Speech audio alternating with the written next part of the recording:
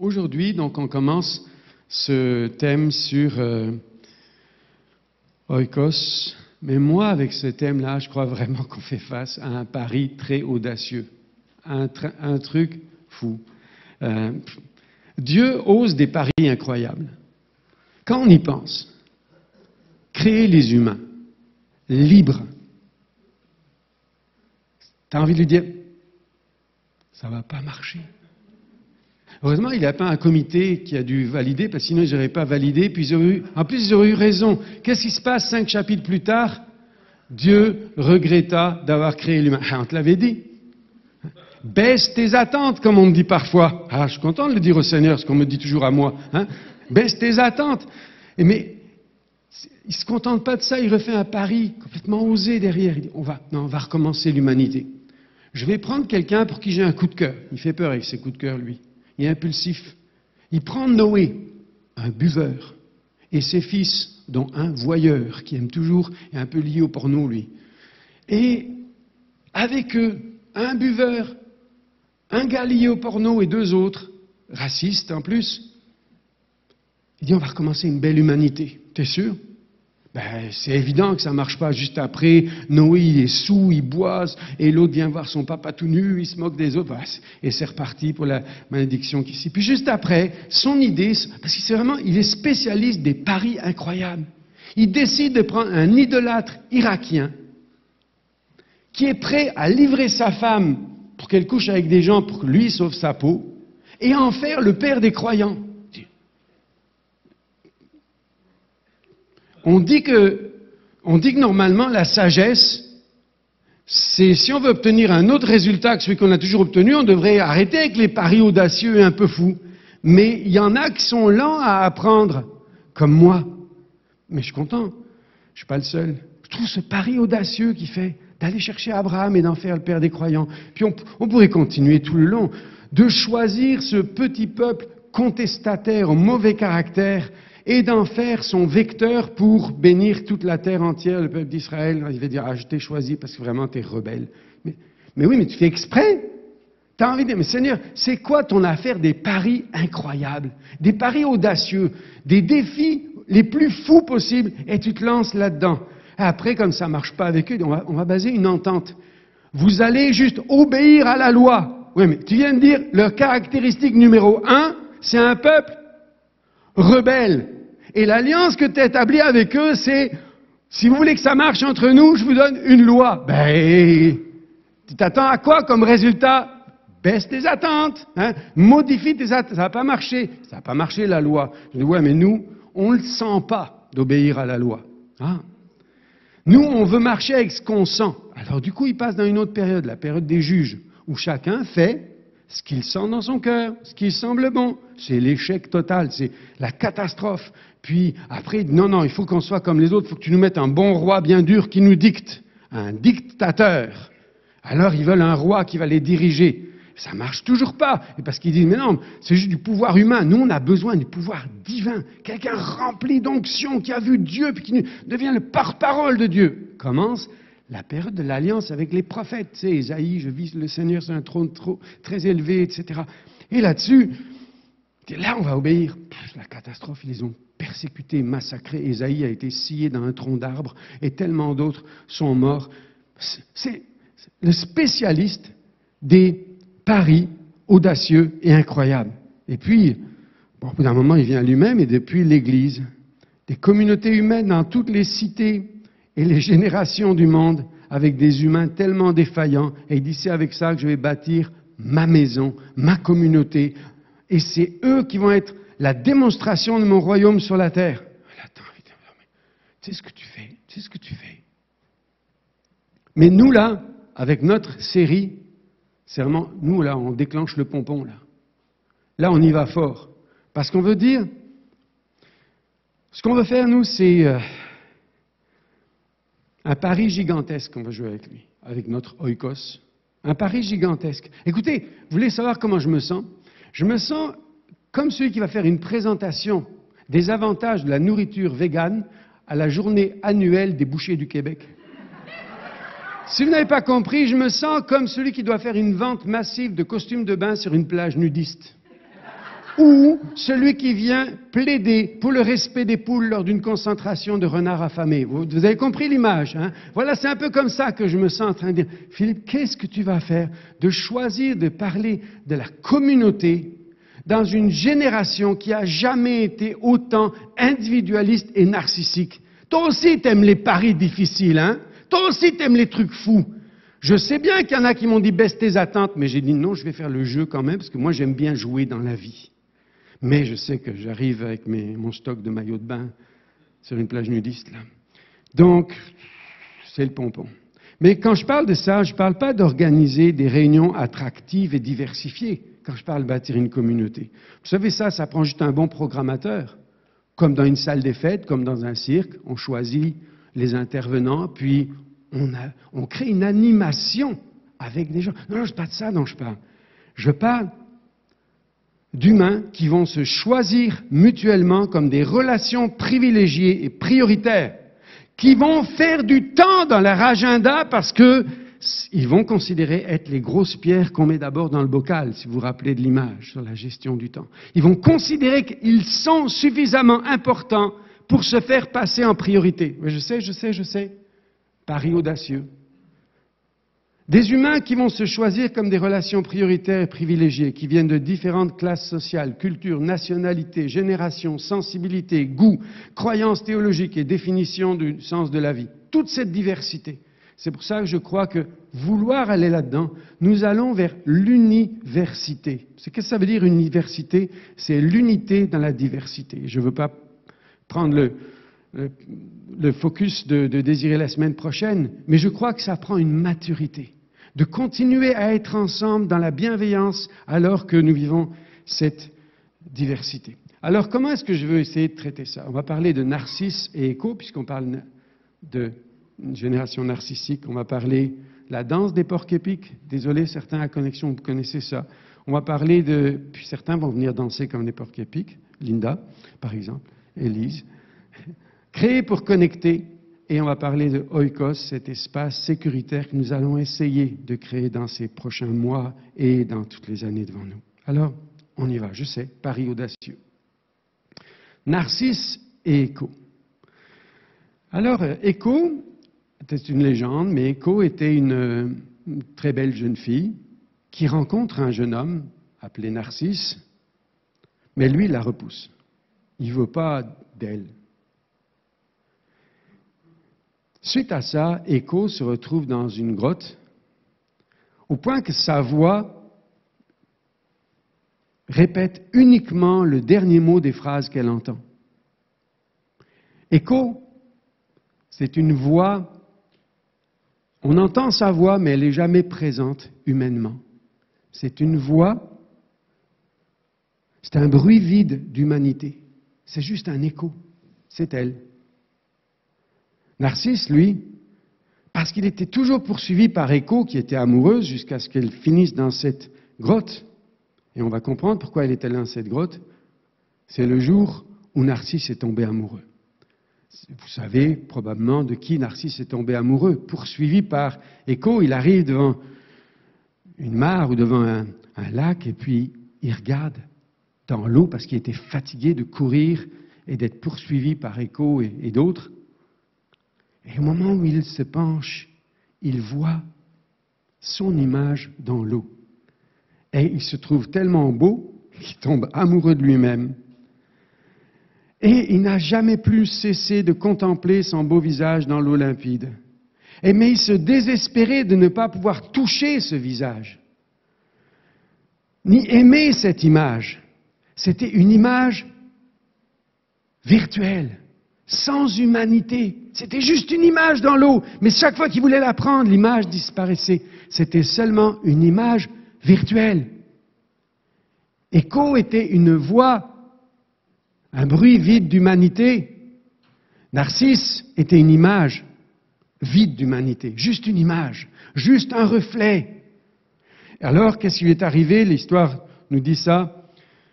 Sa douleur le désespéré de ne pas pouvoir toucher cette image, il n'arrivait pas à s'en éloigner, sa douleur était si grande qu'il en a appelé la mort, espérant ainsi se libérer d'un amour impossible, en disant « Hélas, hélas, je n'arrive pas à toucher l'humanité, la réalité de celui dont je suis amoureux. Et il disait, hélas! Et on entendait au loin, dans la grotte, hélas, hélas. Et juste cette histoire-là nous montre que nous sommes aujourd'hui, nous aussi, dans cette génération qui aime juste l'image sans humanité, les bruits, les voix sans humanité.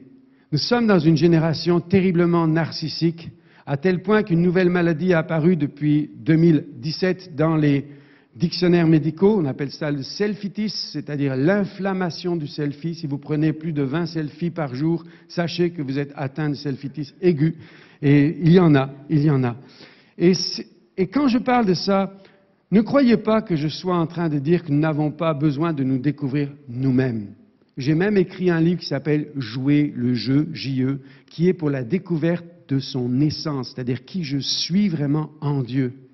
Mais un moi en santé, un moi essentiel, va se tourner vers les autres.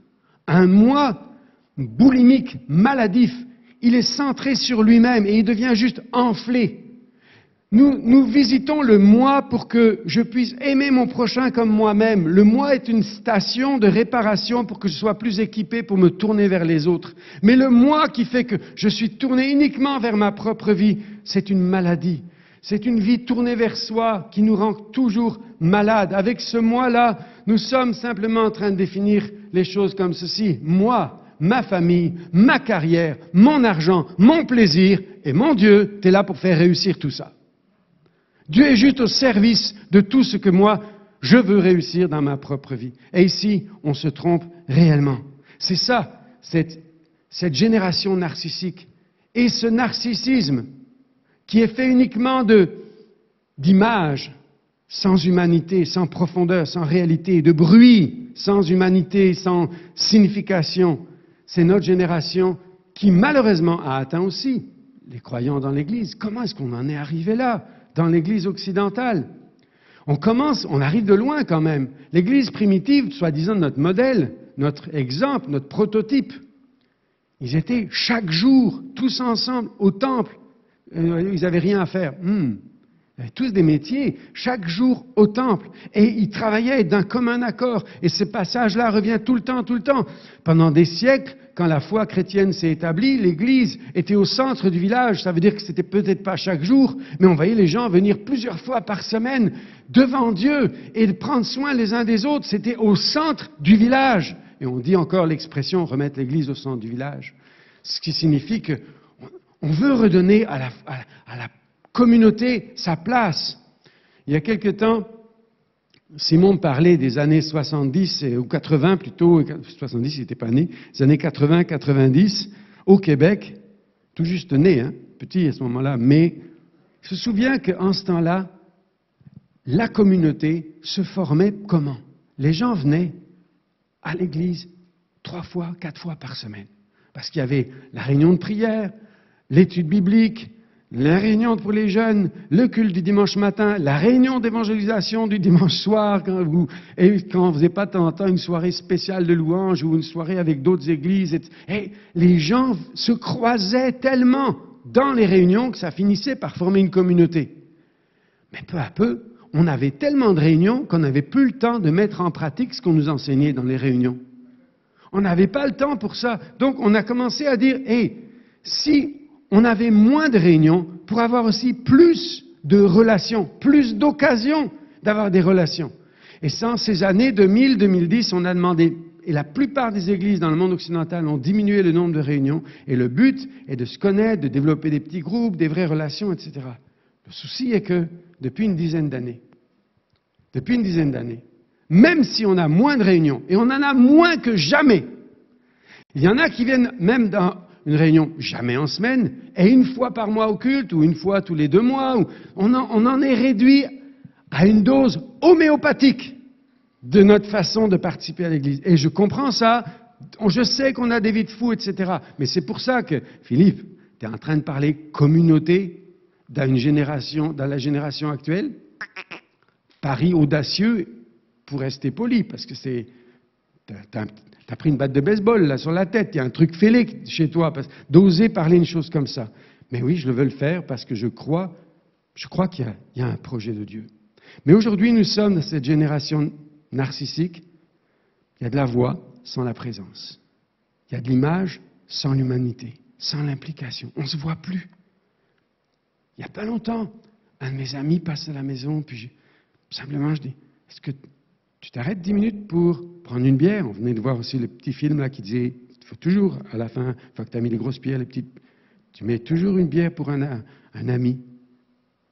Il me dit, non, pas le temps. C'est pas parce qu'il avait un travail, c'est juste le rythme de vie.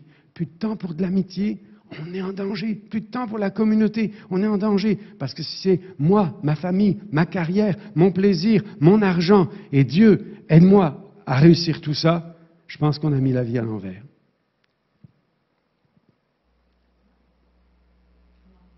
Ça va arriver. I speak to all of them every day, yet none of them really know me. The problem I have sits in the spaces between looking into their eyes or at a name on a screen.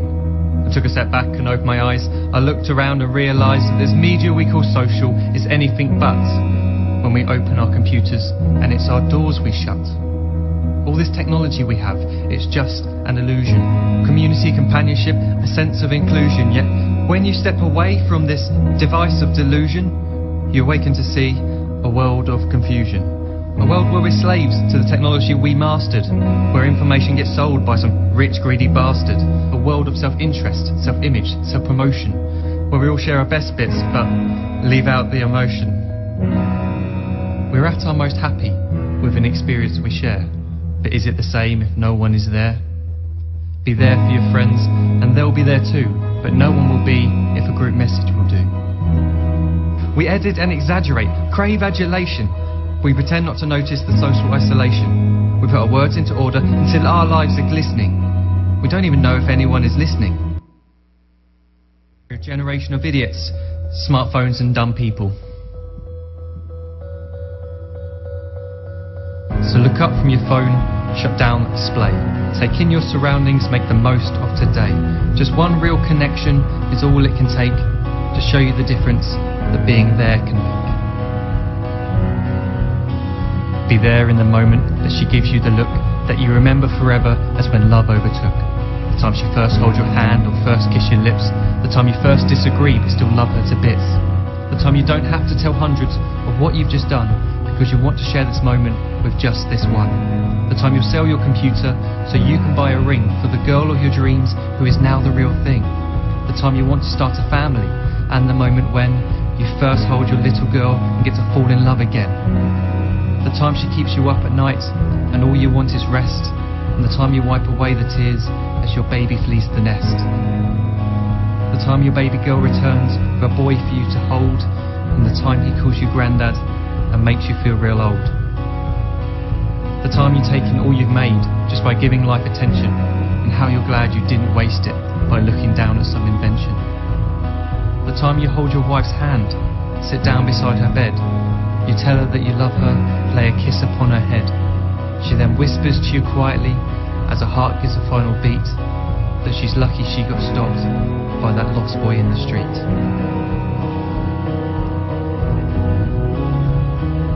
But none of these times ever happened. You never had any of this. When you're too busy looking down, you don't see the chances you miss.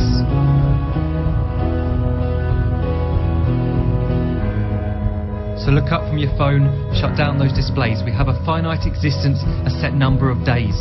Don't waste your life getting caught in the net, as when the end comes, nothing's worse than regret.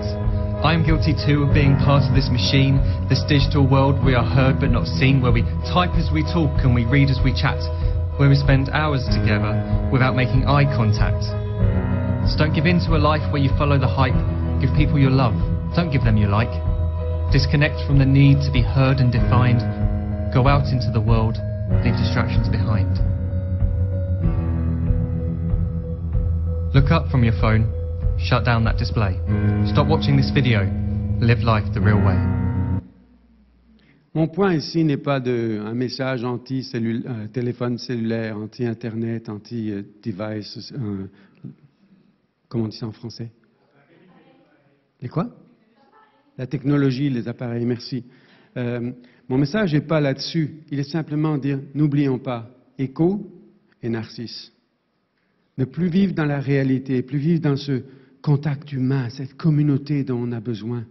Ça nous amène dans une génération qui a fini, comme dans la vallée des ossements desséchés que voit Ézéchiel. Et pour moi, s'il y a beaucoup d'endroits où les croyants aujourd'hui se sentent desséchés, se sentent morts, on pourrait pleurer sur cette situation-là, et je ne veux pas être alarmiste parce que je crois une chose, je crois que quand Dieu dit « ces eaux pourraient-ils revivre ?» alors parle à l'esprit. Je crois que ça prend un miracle, mais je veux croire qu'avant la fin de ma vie, avant la fin de mon temps au Québec, avant que je rende mon dernier soupir, je verrai de nouveau l'Esprit de Dieu souffler sur les ossements desséchés et l'Église redevenir une vraie communauté de gens qui s'aiment, de gens qui rient, de gens qui pleurent, de gens qui comptent les uns pour les autres et pas simplement des machines à gagner de l'argent, à accumuler des biens sociaux, à s'impressionner les uns les autres par leurs acquisitions, leurs titres et toutes ces choses-là. Je crois que la vraie priorité des choses va revenir avec la chose la plus importante de la vie, qui est l'amour. Et c'est ça que Jésus est venu faire. C'est ça qui va nous ramener. Alors oui, c'est un pari audacieux, je le sais. Et c'est un pari d'autant plus audacieux que nous sommes les uns et les autres en train de danser comme des porcs épics. Qu'est-ce que je veux dire par là, qu'on danse comme des porcs épics? C'est le philosophe Arthur Schopenhauer, qui comparait les humains à des porcs épics blottis ensemble dans une froide nuit d'hiver. S'ils restent éloignés les uns des autres, ils meurent de froid. Alors, s'ils se rapprochent, comme il y en a un qui a eu une idée, s'ils se rapprochent, ils vont se blesser avec leurs 30 000 épines. Plus il fait froid dehors, disent-ils, plus nous nous blottissons ensemble pour nous réchauffer. Mais plus nous devenons proches les uns des autres, plus nous nous blessons avec nos piquants acérés. Et dans la nuit solitaire de l'hiver de la terre, nous commençons à finalement nous éloigner les uns des autres, à errer dans notre coin et à mourir de froid tout seul. On essaie de se rapprocher, 3 pas en avant, et comme on se pique, on fait 3 pas en arrière. C'est la danse du porc-épic. Cette danse du porc-épic a amené une leçon à la fin. Ballotter entre 2 mots, de la solitude, l'isolement, ou bien de se faire mal dans les relations, dans la proximité, ils ont fini par trouver une distance moyenne qui rende la situation supportable. Et pour moi, cette distance, ça me fait vomir. Parce que cette distance s'appelle seulement la politesse. Ah, nous, on est chrétiens, on est gentils et polis, mais on ne connecte pas. On se contente juste du sourire et d'être gentil et poli. Ne croyez pas que je sois un enfant mal élevé. Je honorerai ma maman au cas où en plus où elle écoute ce message. J'ai été bien élevé. La politesse est très importante pour moi. J'aime ça. Mais c'est complètement insuffisant. Parce que la politesse ne fait pas la connexion. On essaie juste de trouver un endroit au milieu où on n'est pas méchant, donc on n'a pas piqué personne. On ne va pas me reprocher, je ne me suis pas assez approché pour piquer. Mais je ne suis pas non plus super distant pour qu'on me dise « mais t'es jamais là ». Je garde juste un endroit d'une neutralité polie qui m'empêche d'être connecté. Et ça, c'est ça la danse des porcs épics, sa stratégie, la distance sociale. Et je trouve que c'est pire. Parce que c'est un faux semblant. Ça nous donne l'illusion d'eux, mais on n'a pas la vraie connexion. Alors je crois que ça, c'est un gros danger. À partir de là, on est devant ce dilemme parce qu'il y en a qui ont essayé de se rapprocher. Et beaucoup ici sur la rive sud de Montréal, qui ne sont peut-être pas là ce matin, mais peut-être certains sont là, disent « mais j'ai essayé moi de m'approcher d'autres, mais tu sais, les humains, c'est méchant, ça pique, ça blesse. D'où viennent ces blessures que tu as sur les mains? Je les ai reçues dans la maison de ceux qui m'aimaient. » Donc ce n'est pas ceux qui ne m'aiment pas, c'est ceux qui m'aiment. Mais l'humain, c'est comme des porcs épics, tu t'approches trop près, ça blesse. Pourquoi ça blesse? C'est ce qu'on va apprendre à faire en devenant une communauté. C'est à enlever les choses blessantes dedans de nous et à apprendre à ne plus être blessants les uns avec les autres, mais il y en aura toujours. Jésus lui-même dit, il est impossible qu'il n'y ait pas d'occasion de chute. Pour ceux qui disent, Jésus a toujours dit que jamais rien n'est impossible, il y a une chose qui est impossible, il dit, c'est qu'il n'y ait pas d'occasion de chute. Et c'est quoi l'aventure de la vie ou l'aventure communautaire? C'est de surmonter les pièges et les blessures relationnelles. et de guérir en chemin pour continuer peu à peu dans toute notre diversité à devenir mature et à ne plus se blesser mutuellement pour former cette communauté. Et je sais que c'est un pari audacieux, mais c'est ça le choix qu'on a, à moins qu'on choisisse juste de venir s'asseoir sur des chaises en randonnion et écouter un type qui prêche comme moi. Ça, c'est sécure, hein, parce qu'on ne se rencontre pas, mais c'est ça qui fait qu'on n'est pas connecté. Alors les choix qu'on a, fuir, comme les porcs-épics qui disent « Ah, je suis blessé, je m'éloigne, je ne vais plus jamais à l'église », disent tellement de gens. Pourquoi? Ils sont blessants. Oui, à l'image de chacun. À l'image de celui qui dit « je ne vais plus jamais à l'église ». Affronter, moi, tu vois, je vais y aller, puis je vais leur dire tout. Mais piquant, ça va jamais aider. Rester à distance dans la neutralité, ou alors se rendre courageusement vulnérable. Et moi, c'est ça mon appel. Je nous appelle à devenir des humains courageusement vulnérables, qui partagent leurs cicatrices, comme David va le faire, qui partagent des faiblesses, des moments pas faciles. Certains me disent, alors, pasteur, ça va bien? Ce matin, en arrivant, j'ai eu une semaine, celle-ci, j'aurais aimé l'effacer de mon agenda. Je ne l'ai pas trouvée facile, celle-ci. Et ça arrive. Simplement de pouvoir être courageusement vulnérable et de pouvoir s'aider mutuellement, de pouvoir apprendre à connecter pour devenir cette communauté. Parce que ça s'apprend de connecter, ça s'apprend. Et je sais, c'est un pari audacieux que je nous propose. Et ce pari audacieux est possible parce que nous avons été créés pour connecter. Nous n'avons pas été créés pour rester dans l'individualisme et le narcissisme et devenir des échos et narcisses. Nous sommes créés pour connecter.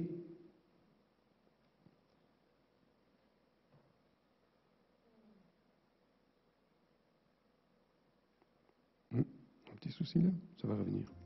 There are some things in life you can't do alone. Il y a des choses dans la vie, vous ne pouvez pas le faire tout seul. Comme une fête. Wrestle. La lutte, ou UFC. Have a sack race. Une course en sac. Play Marco Polo. Jouer au Marco Polo. Fish out of water. Ride a teeter-totter. Faire cette balançoire là qui monte qui descend. Get engaged. Te fiancer. Will you marry me? Move a heavy, awkward piece of Bouger des furniture. meubles encombrants. Too slow. Or water ski. Ou le ski nautique. Some things should not be attempted Il y a des choses qu'on ne devrait jamais essayer de les faire tout seul. without the help of others. Your spiritual journey is one of them. Et votre voyage spirituel est une de ces choses-là. When it comes to that, we're definitely better together. On est bien meilleur dans ce domaine-là quand on est ensemble.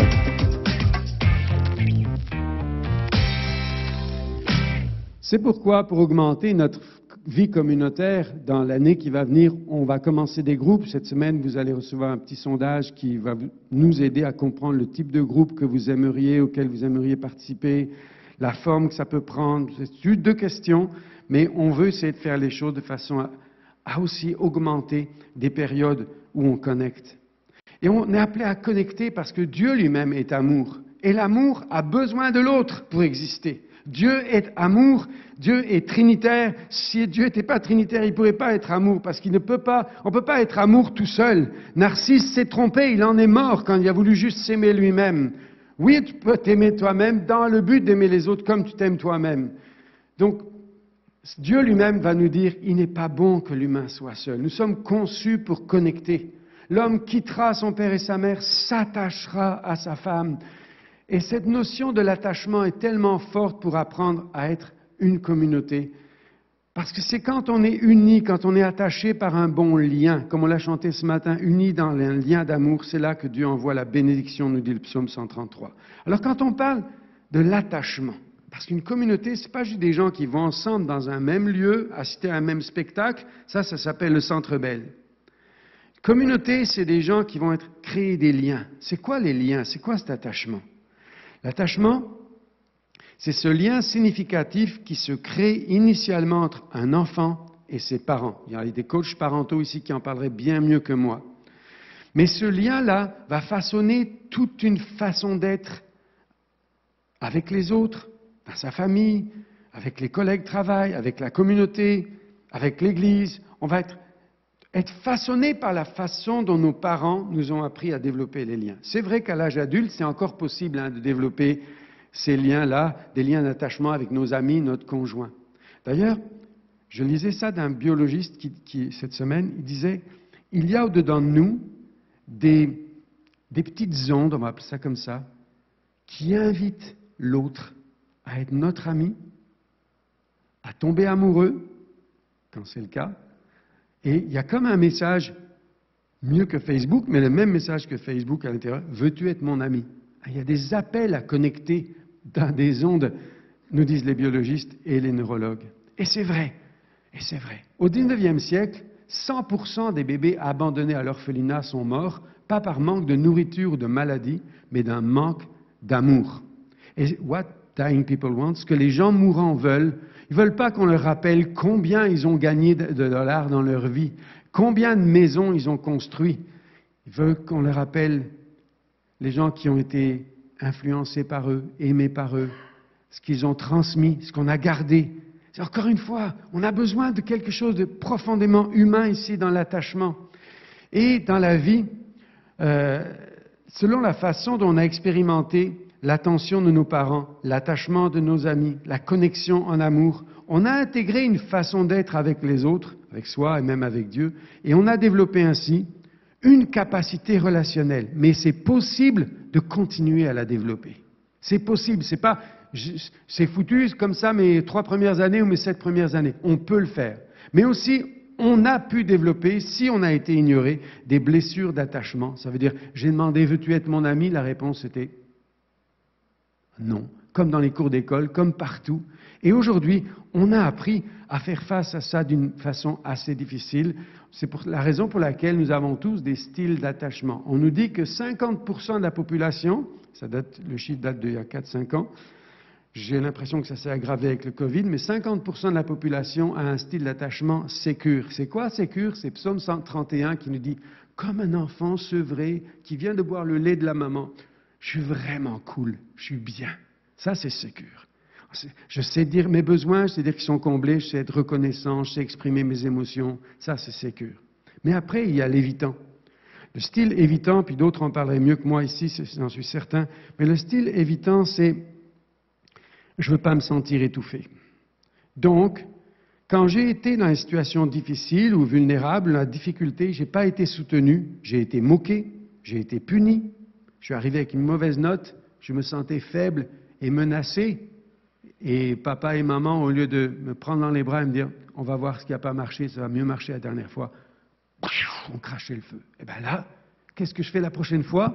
Je vais essayer d'éviter de leur montrer les fois où je suis en difficulté. Et ça fait des personnes qui vont se retirer parce que j'ai peur d'être jugé, j'ai peur d'être étouffé, contrôlé négativement par quelqu'un qui veut tout savoir, donc je vais devenir quelqu'un de plus en plus évitant. Donc il va déduire que ces émotions ne devraient jamais être montrées et il vaut mieux se débrouiller tout seul quand on est dans la détresse. Les choses qu'on essaye d'éviter dans la vie, c'est d'être étouffé ou d'être abandonné. C'est les deux extrêmes. Donc, ensuite, le style d'attachement anxieux, lui, c'est l'inverse de ça. C'est moi, j'ai peur d'être abandonné. L'autre avait peur d'être étouffé. Lui, j'ai peur de perdre l'autre. Ne m'abandonnez pas. L'anxieux, il n'a pas eu suffisamment de moments où il a dit je viens de téter près de maman, je suis vraiment bien, puis vraiment bien sécurisé dans ma vie. Donc, il y a toujours un manque. Il ne se sent pas protégé, il s'est senti comme menacé dans les moments où il vivait des moments difficiles. Il a besoin de ça, donc il a une espèce de boulimie émotionnelle. Il réclame l'autre, mais c'est jamais assez, c'est jamais assez. Certains vont dire, et toi, Philippe, alors, à force de prêcher la communauté, est-ce que tu n'as pas un style d'attachement anxieux? Je ne pense pas. Mais je dois avoir une dose, comme tout le monde. Je pense que ce qui me motive ici, ça va être autre chose. Ça va être autre chose. Et puis, style d'attachement chaotique. Alors celui-là est compliqué, parce que déjà, il ne se comprend pas lui-même, mais c'est difficile à comprendre. Parce que le style d'attachement chaotique, c'est « si tu me fuis, je te suis. Si tu me suis, je te fuis. » Donc, va t'en trouver. Si tu me suis, je te fuis. Et si tu me fuis, je te suis. Autrement dit, il y a un jeu difficile là, avec lui-même, il a du mal à se comprendre, c'est pour ça qu'on dit qu'il est chaotique. Mais sachez une chose, c'est que nous tous, vous savez où ils sont ces 4 styles d'attachement? Et même les 3 autres? Ici. En nous, en moi, en chacun de nous. Nous sommes porteurs de ça et nous avons besoin de venir au Seigneur pour être guéris. Sans quoi, on arrive dans la communauté et on dit « Ah ouais, c'est nous les porcs épiques pour Jésus hein? ». Ça va piquer. Et c'est là que Jésus arrive, sachant comment nous sommes, avec son idée folle, son pari super osé, dire, mais baisse tes attentes, qu'est-ce que tu... Hé les gars, j'ai un commandement nouveau, les porcs épiques, c'est un message pour vous, aimez-vous les uns les autres comme je vous ai aimés. À ceux-ci, tous connaîtront que vous êtes mes disciples si vous faites la priorité les uns pour les autres dans votre agenda et dans votre vie, car il n'y a pas de plus grand amour que de donner une portion ou sa vie pour ses amis. Et la vie, elle est faite d'années, qui sont faites de mois, qui sont faites de semaines, qui sont faites de jours, qui sont faites d'heures, qui sont faites de minutes. Et donner sa vie, c'est d'accorder du temps pour les uns pour les autres. Seigneur, tu es sûr que tu veux mettre ça comme le centre de la vie? Oui, oui, oui, c'est pour ça que je suis venu. Et alors l'apôtre Paul, qui a compris ici la raison pour laquelle Jésus est venu, va nous dire, écoutez, les 613 commandements de la loi, oubliez ça, on va faire simple. Vous résumez tout ça en un seul commandement. Toute la loi est résumée en « aime ton prochain comme toi-même ». C'est tout.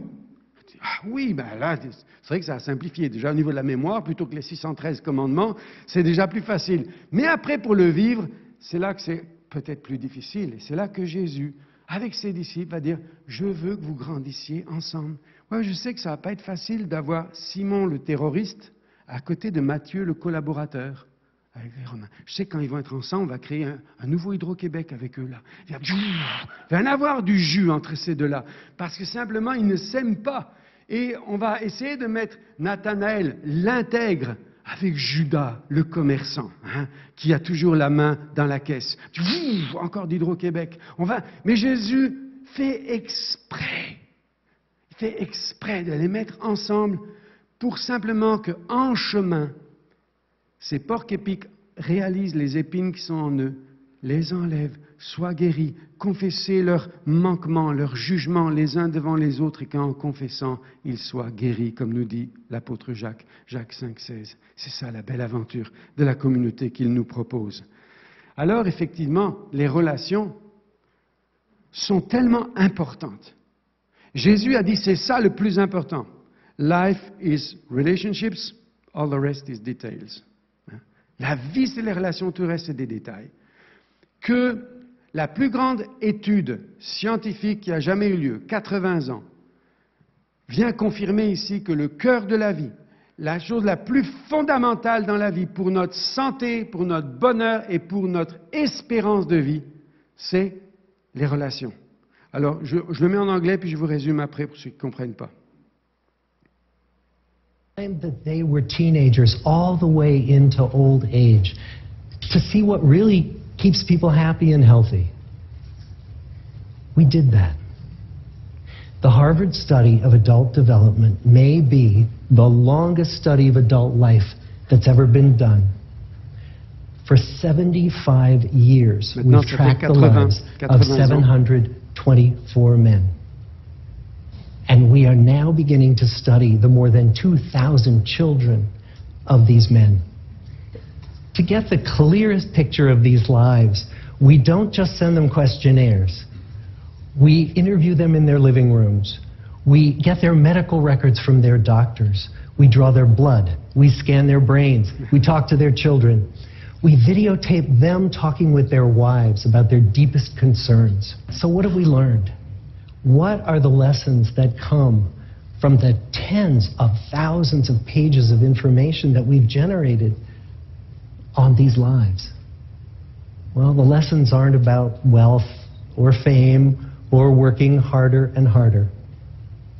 The clearest message that we get from this 75-year study is good relationships keep us happier and healthier, period.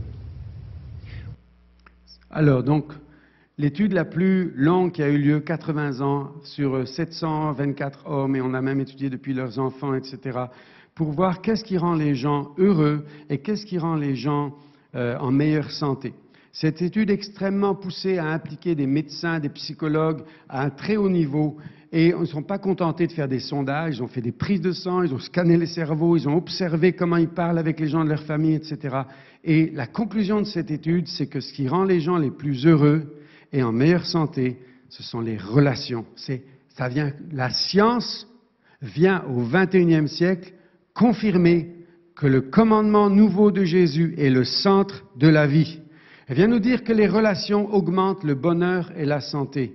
Que ce n'est pas simplement le nombre de relations ou simplement high five à plein de gens qui va le faire. Ça doit être des relations de qualité qui impliquent de se rendre vulnérable, de s'ouvrir, de connecter réellement, de se donner de l'affection et de l'appréciation. Que les bonnes relations protègent non seulement le corps, mais aussi le cerveau à long terme, puisque les personnes qui ont eu des amis dans leur cinquantaine, qui ont été entourées relationnellement, ont tellement moins Alzheimer à l'âge de 80 ans que ceux qui ont passé la cinquantaine tout seuls. On nous dit simplement que même si c'est si important, ce n'est pas une voie facile et automatique et qu'il nous faut travailler nos relations jusqu'à la fin de la vie. C'est pourquoi, tant que je serai pasteur ici, au moins une fois par an, on aura une série sur comment est-ce que nous pouvons améliorer notre vie relationnelle, parce que je ne conçois pas un endroit qui se réclame de Jésus et qui ignorerait le centre de ce que Jésus nous a dit, d'apprendre à nous aimer les uns les autres, parce qu'on croit savoir s'aimer, mais on est tous des petits porcs-épics avec des pics et des choses qui ont besoin, des styles d'attachement qui ont été abîmés. On a tous besoin de ça. Et hier, Isabelle, qui est avec les enfants ce matin, qui est des fois à la louange, Isabelle m'a envoyé ce livre de Good Life, qui est le résumé de ces vidéos que vous venez de voir ici. Vous pouvez trouver ça en français maintenant, ça vient d'être traduit. Et c'est toute cette étude qui est présentée ici. Et ce matin, à 5 heures, je regarde le journal, moi aussi le journal Sa Presse, comme tu disais tout à l'heure. Et qu'est-ce que je voyais? La solitude n'a pas seulement un impact sur notre morale, notre santé mentale, elle a des effets mesurables sur notre santé physique. On voit, regardez ici, que celui qui est seul, ça équivaut à fumer 15 cigarettes par jour. Notre santé cardiovasculaire, nos risques de développer Alzheimer, même notre espérance sont influencés par la solitude. Mais pas seulement. L'article nous dit ceci. De plus en plus de gens se sentent seuls au point où plusieurs pays, dont le Canada, considèrent désormais la solitude comme un enjeu de santé publique. C'est devenu tel qu'aujourd'hui, dans le gouvernement en Angleterre, nous avons le ministre chargé de la solitude. Parce que la solitude abat les gens. Pourquoi il y a tant de suicides, de divorces, de malheurs, de drogue qui est prise? Les gens essayent de faire face à la solitude d'une certaine façon. C'est devenu un enjeu de santé majeur dans nos pays, au point que même les décisions des gouvernements dans plusieurs pays du monde aujourd'hui tiennent compte du facteur solitude et de l'impact que la décision qu'on va prendre aura sur la solitude. C'est pourquoi il y a un appel aujourd'hui. Et cet appel, 5 heures ce matin à la presse, de temps en temps, ça m'arrive quand je prêche de rencontrer quelque chose qui me confirme. Si on ne travaille pas pour construire des communautés dans lesquelles les liens entre les gens sont solides, ça peut nous amener plein de problèmes. Vous pourrez vérifier le journal La Presse aujourd'hui. Si on ne travaille pas à construire des communautés dans lesquelles les liens entre les gens sont solides, ça pourrait nous amener plein de problèmes. Et les pires des scénarios, à l'extrémisme, au meurtre, les humains vont redevenir des porcs-épics si on ne travaille pas à construire des communautés. Voilà pourquoi je crois réellement, nous sommes ici au cœur de l'enjeu que Jésus nous dit. Vous voulez prendre le risque du rapprochement ou vous préférez choisir le danger de l'isolement? Parce que dans les deux cas, il y a un risque. À nous de choisir le risque que nous allons prendre. Je sais, c'est un pari audacieux. Et ce pari audacieux, nous allons le faire avec ce oikos, cet espace sécuritaire que nous voulons créer, dans lequel nous ne voulons pas seulement des réunions auxquelles nous sommes spectateurs avec une salle comme nous l'avons ce matin, mais je connais certains qui déjà font le choix. Dire, Philippe, moi je suis tellement, comme Lise nous dit dans son sketch tout à l'heure, tellement mal à l'aise dans les relations que me trouver face à face avec des gens et m'exprimer et écouter ce qu'ils ont à dire, c'est pas pour moi. Moi, je préfère la réunion, c'est comme dans un bateau ou un avion. Il y a quelqu'un, il y a un pilote devant, puis on regarde tous devant et on ne se parle pas. On dit bonjour, on a juste la politesse, nous. Hein. On se dit bonjour, on se dit au revoir, mais il ne se passe rien entre. Et ça, c'est l'Église qu'on veut. Ben pas moi. Ben pas moi. Et de toute ma force et de toute ma foi, tant que je serai là, je veux que ma vie et mon ministère soient un écho du commandement de Jésus. Et cet appel que je considère prophétique, nous appeler à bâtir des communautés dans lesquelles les gens créent des liens authentiques et forts les uns avec les autres, pour moi, je crois que ça, c'est un appel prophétique. Parce que vous savez, la prophétie, c'est pas juste de se donner une petite parole inspirée. Je sens dans mon cœur que le Seigneur te dit. La prophétie, c'est de rencontrer l'intention de Dieu pour un moment dans le contexte où nous sommes.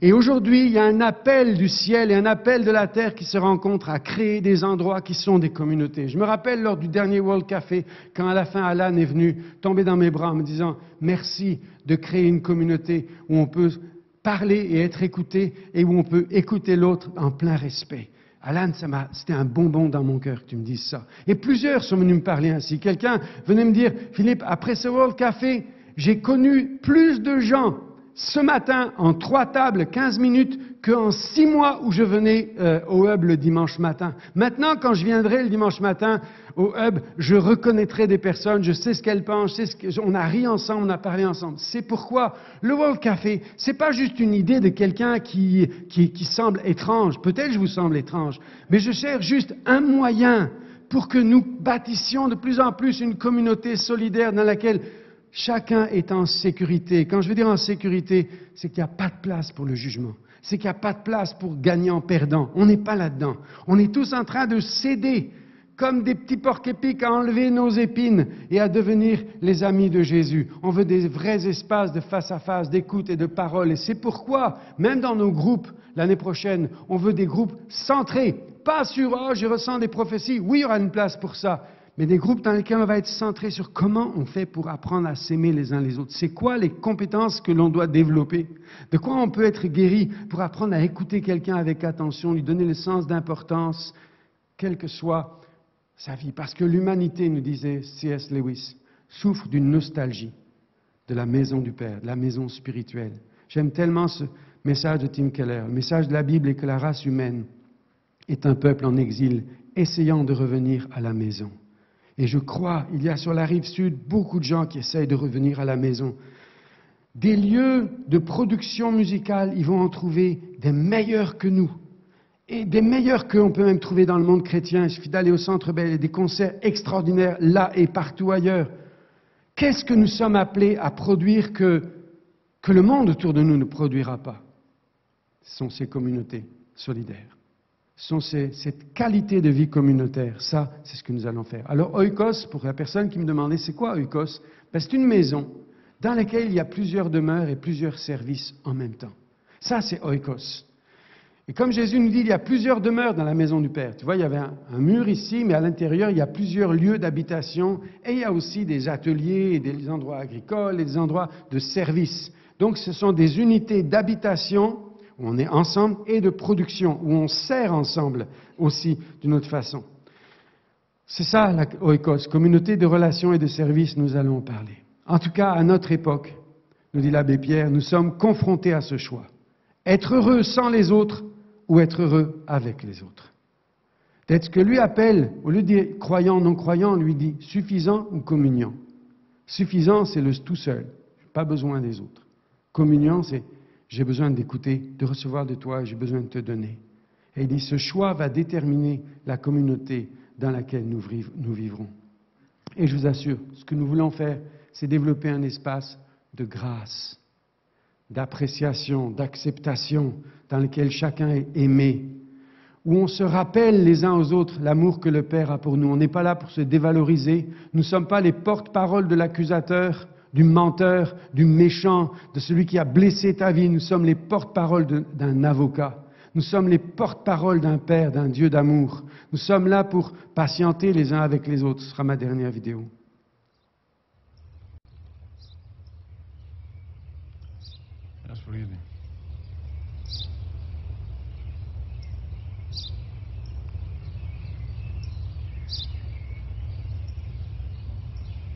Τι είναι αυτό?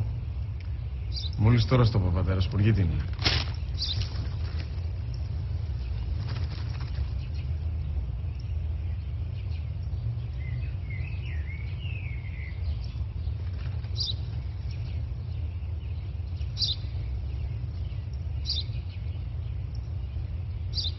Τι είναι αυτό? Ένα σπουργίτη είναι, πατέρα. Ένα σπουργίτη. Σπουργίτη!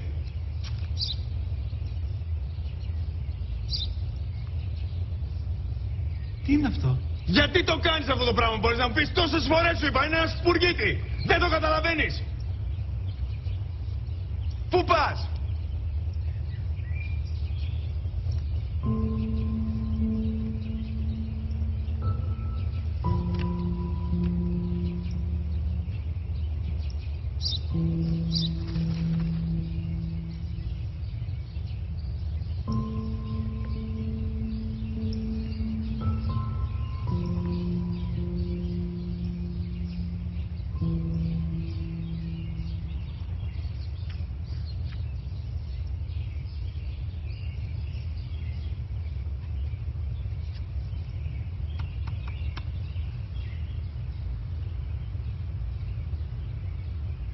Δυνατά. Σήμερα ο μικρός μου γιος που πριν λίγες μέρες έκλεισε τα 3 καθόταν μαζί μου έξω στο πάρκο όταν ένας σπουργίτη ήρθε και κάθισε απέναντί μας. Ο γιος μου με ρώτησε 21 φορές τι ήταν αυτό και του απάντησα και τις 21 φορές ότι ήταν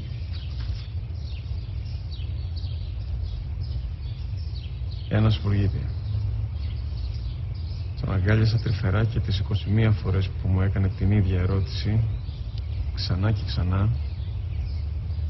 χωρίς να εκνευριστώ, νιώθοντας στοργή για το αθώο μου αγοράκι.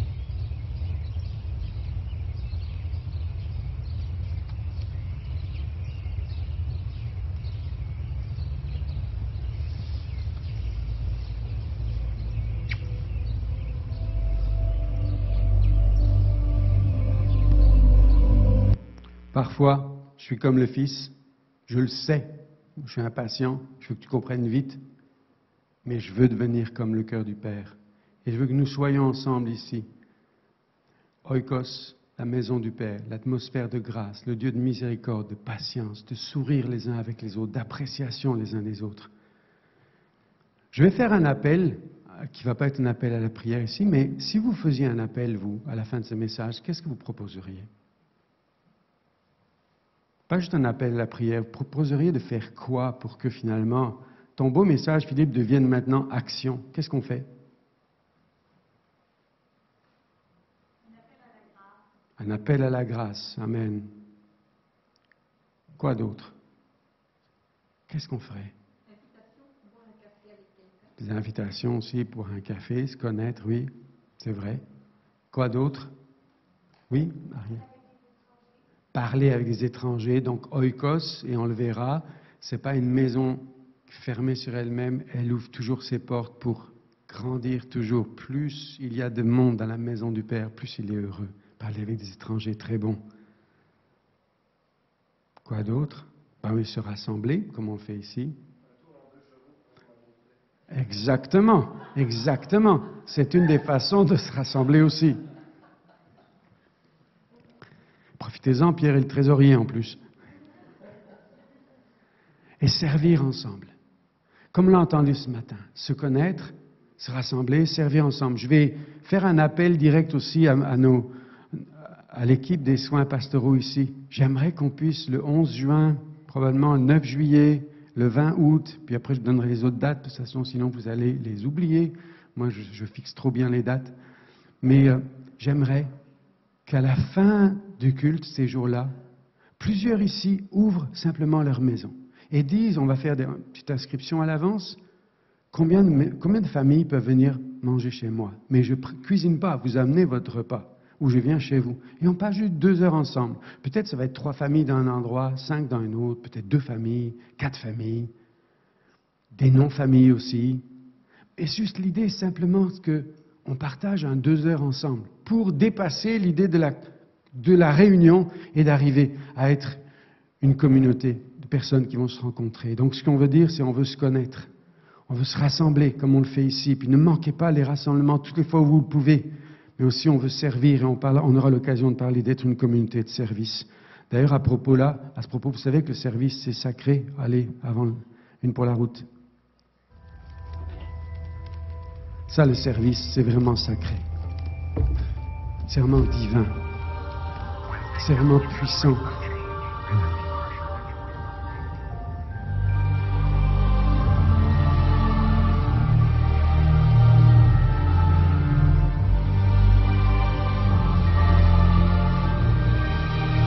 Oh, my Lord. This is your chance to take your crown back. Do it for your kingdom. Do it for your beloved princess. Do it for your people. Oh, yes, my Lord. Come on. You can do it. You are the chosen one.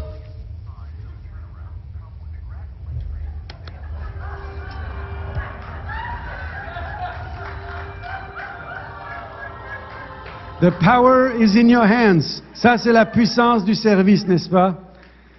Laissez-moi prier pour nous ensemble. Je vais vous inviter à vous lever, s'il vous plaît, tous ensemble. Et je veux prier. Puis après qu'on ait prié, j'aimerais qu'on termine un peu comme on a commencé, pas aller dire l'appréciation, mais dire une chose qui me touche aujourd'hui et que j'aimerais mettre en pratique. Une chose qui me touche et que j'aimerais mettre en pratique. Alors Seigneur, on vient à toi devant ce pari audacieux, dans cette génération égoïste et où nous sommes affectés par cet état d'esprit, par un train de vie qui nous semble fou, mais bien souvent on ne sait même pas comment en sortir pour ralentir et pour laisser de la place à ce qui compte à tes yeux et à ce qui fait la vraie vie. Seigneur, on est pris dedans, on est comme des détraqués dans nos vies, on reconnaît ça, on le confesse. Et je te prie, aide-nous, Seigneur, à débarquer d'un train de vie fou et à entrer dans quelque chose qui va nous guérir et qui va nous satisfaire et qui va appeler tant de personnes qui ont besoin de rejoindre des communautés d'affection, de rire, d'appréciation. Seigneur, je te prie pour ce défi. Saint-Esprit, visite-nous, crée en nous un cœur pur, dispose nos cœurs dans le nom de Jésus. Amen.